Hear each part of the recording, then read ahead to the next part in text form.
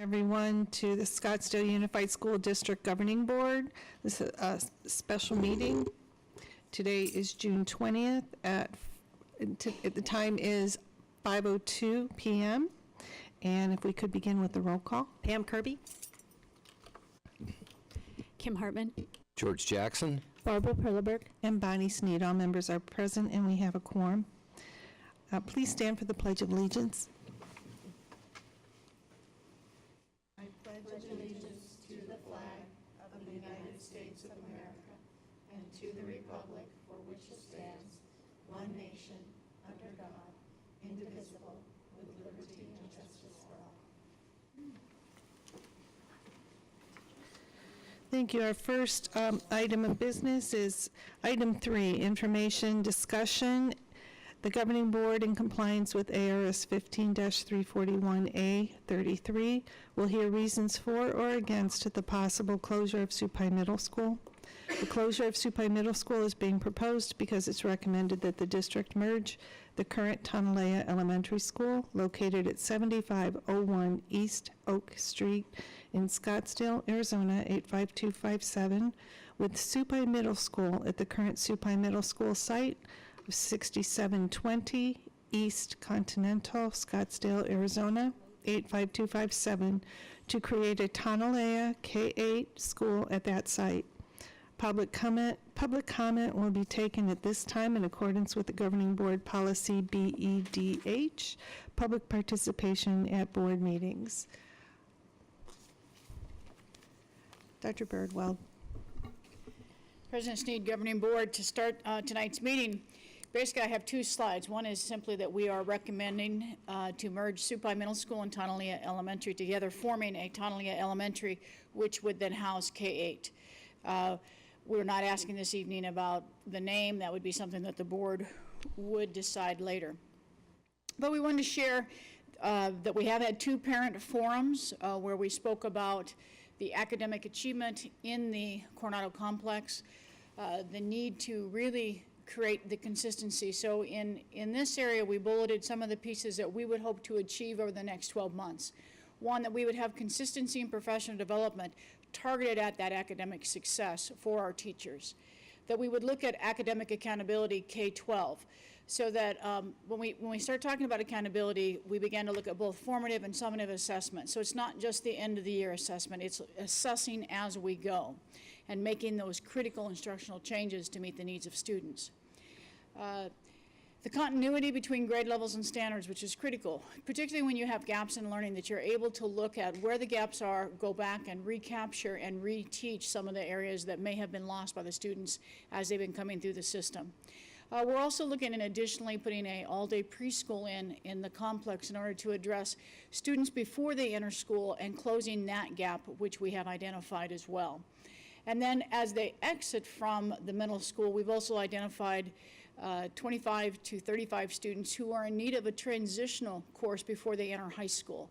In other words, students who've had significant failures in both 7th and 8th grade, lacking the skills that are necessary to be successful at the high school. So capturing particularly the core areas, but allowing them to go ahead and take the high school elective courses so they have a foot kind of in both doors, building on that success and filling the gap that they're missing to be successful. What we do know is that typically our students who are not on target in 3rd grade in reading and who are struggling in mathematics typically will become our dropouts by the sophomore year if we don't intervene.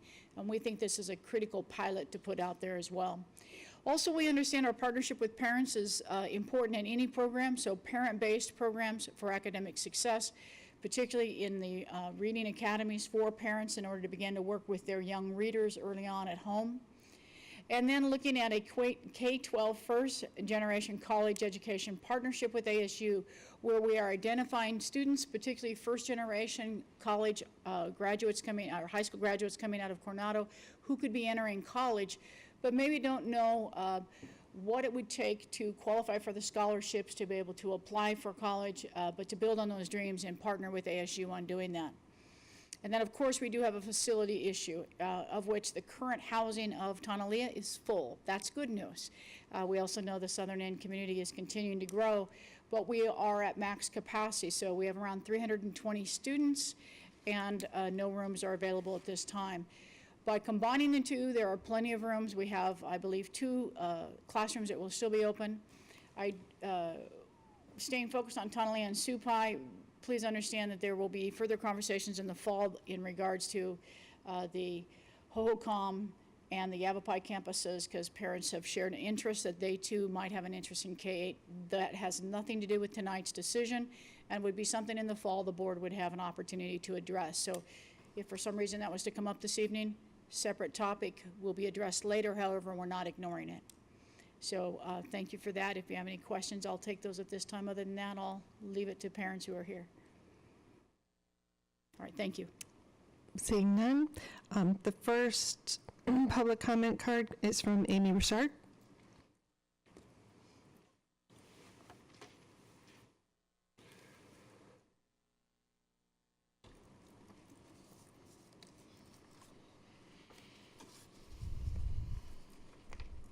Dr. Birdwell and board. I'm here as the Tonalea PTO president, also a mom of one that's in Tonalea Elementary School and 2 that are in Supai. So blending them together, I know both campuses very well. And putting them together, I think would be absolutely vital. Because once they hit that middle school, parents stop being involved. And I know I was guilty of it. You know, the weather got warm, it's not that far, walk home. You know, it's easier to check out that age, but it's bad. It's not what we should be doing.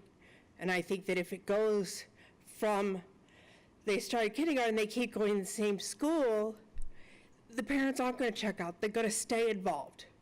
And they're going to help these kids, so by the time that they hit 8th grade, most likely they're going to be a lot better and a lot more ready to go into the high school. But I thank you also for coming up with the other program where if they're not ready, because I have a daughter that probably will end up in that program. And I don't think that's a bad thing. I think it'd be worse if she ended up in the high school and behind and just falling behind and falling further behind. I don't want that, because then she'll give up. And we definitely don't want that. So please just, put the schools together, make them happy. They've all also received letters saying it's already been done. So just so you know, thank you. And Edmund Richard.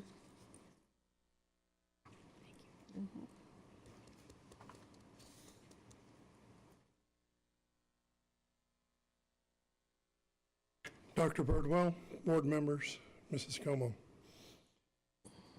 As a graduate of Coronado High School, I remember SUSD as it used to be. I know things change. This change in merging those 2 schools is a great opportunity, great growth potential, and a bunch of other little buzzwords, which probably make a good word salad on the newspaper. But I'm afraid of one thing. If you look at the demographics of Tonalea, look at the demographics of Supai, and now look at the demographics of Coronado. What is the largest population you have there? Hispanics. You do realize by combining 2 of the highest population schools, which are minorities, in this case they'll become the majority, you guys have to be extra careful and ensure you're successful. If you're not, Scottsdale will become the nice, big, bright red pimple on the nose of Arizona, showing how we can become like Detroit. Because what has happened there? Schools were closed, they merged, they tried a dozen different things, they fired teachers, heck. At this point, I think Pearson probably salivates when they hear the word Detroit. I don't want that to happen here. I want Dr. Nance over there to be given full reign on ensuring that all the children are given a proper education. I'm really surprised that ASU would want to partner with SUSD. I remember when Mrs. Tarkington was talking to you guys about trying to partner with the community colleges, and what happened to that. As a matter of fact, what happened to that was an utter disaster. Right now, you guys need to merge these 2 schools because they've been neglected for too long. You guys need to take a long, hard look at this merged campus and ensure everything is done so every single child has an opportunity to succeed. Well, Dr. Birdwell is 100% correct. Kids are failing at Coronado because they failed in 3rd grade. They didn't fail because of some curriculum. They failed because of poor site leadership, inadequate teacher training, and an absolute avoidance of the public. Right now, I'm saddened that it's only my wife and I here as the only 2 parents. Thank you, that was annoying. No problem. But listen, I'm a legally blind person. I sit at home, and you can ask my wife or anyone else. I could dig up research, facts, figures, studies, and education. Dr. Nance probably has many of the same books I do. But what concerns me is I'm a parent of 6 children. All 6 of them have went through SUSD schools. One of them I would consider my bright shining star, but the others don't shine as much. Do you know why? They haven't found a teacher, they haven't found a program, they haven't been in a school where they felt valued. Right now, you guys need to change that course. South Scottsdale is growing. I don't want us to be the part of the school where everyone ignores. I want you guys to be proud of Coronado that you're sitting inside this high school and saying, you know what, we graduate just as many kids from Coronado into ASU, NAU, and anywhere else as any of our other schools. So believe me, I'm really proud that Desert Mountain does so well. But I'm also equally ashamed that in the same breath, Coronado's left to the side. That starts because schools like Tonalea and Supine push kids forward. You need to stop doing that. You guys need to listen to Dr. Nance. And the biggest thing you need to listen to are the teachers. Because right now, I could present you a 100-page PowerPoint with all of the evidence I have documented, video and audio, of the issues these teachers have suffered through in these schools. It's not my job, but as a parent, I really care. And I really hope you guys can care and get this right. If you guys don't do this, you have created the greatest failure for the whole city and for the children.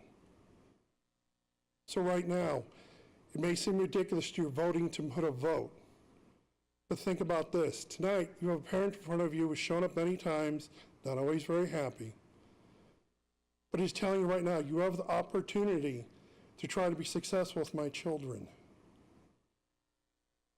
You need to think of them as your children too. You guys don't just show up here once a month or go to your meetings, get free food. You guys need to think, I'm here to make decisions for a school district. And yes, it has poor kids in it. And yes, we haven't done such a good job. And yes, we're changing things. But guess what? Step 1 should be is this room should be filled. So that means your step 1 is to get the public involved. I can see in this room that I have a neighbor here. And I could probably tell her she had the same concern I do. Around the corner from my house is the closed Tonalea. That property sits vacant, blighted, generally is an eyesore. If you guys succeed at this Tonalea K8, maybe it'll be a school one day. But guess what? Until then, I want to see something happen to it. And part of that's going to be successful at this Tonalea K8. And part of it, once again, is engaging with the community. I really should see this room full of my neighbors and parents. I don't. I'm sorry you guys don't have that reach. Maybe you guys don't have that trust. Now is the time for you guys to build that trust, get the community involved, and make my children successful. Thank you. So with that, we have action item 4A. The governing board will discuss and may vote to place an item on the June 30th, 2016 special board meeting agenda regarding a recommendation on the possible closure of Supine Middle School to allow the creation of a Tonalea K8 at the current Supine Middle School site, 6720 East Continental, Scottsdale, Arizona, 85257. Board members, comments, questions? Or motion?